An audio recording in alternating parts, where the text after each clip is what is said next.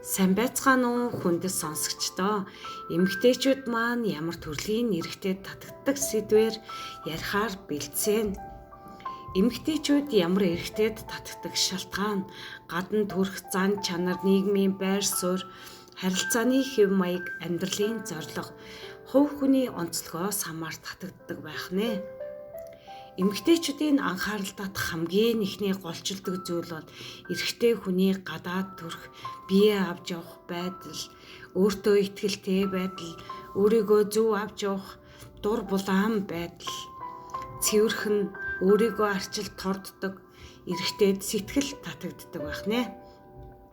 Эмэгтэйчүүд бохир хайхрамжгүй ирчүүдээс зайлсхийдэг.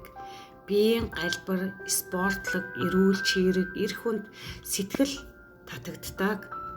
Гэхдээ булчинлаг байх шаардлагагүй, зөв зохистой галбартай байх нь чухал. Тэгэхдээ хувь хүний сонирхол ондоо.